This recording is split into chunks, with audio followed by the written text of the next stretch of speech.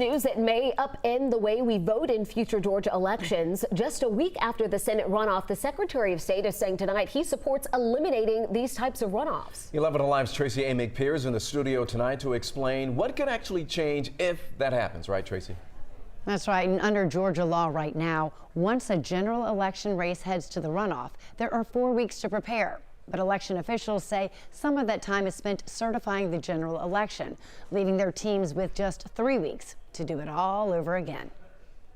Elections administrators, I think across the board, will be happy to hear, would be very excited to see that happen. Gwinnett County Election Supervisor Zach Manifold says he supports Secretary of State Brad Raffensperger's call to eliminate the runoff in general elections, pointing to the huge amount of time and money runoffs take.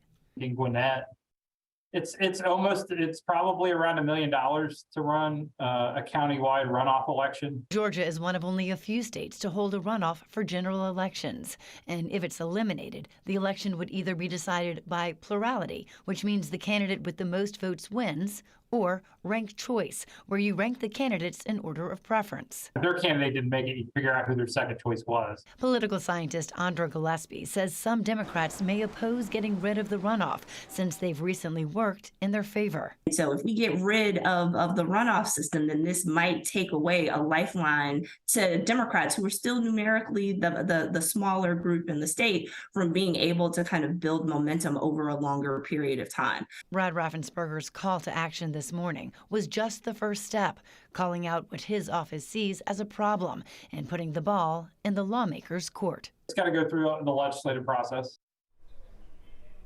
And this is still very early in the process. The state legislature would have to consider a bill to change the process. It would then have to pass both chambers and be signed by the governor in order to take effect.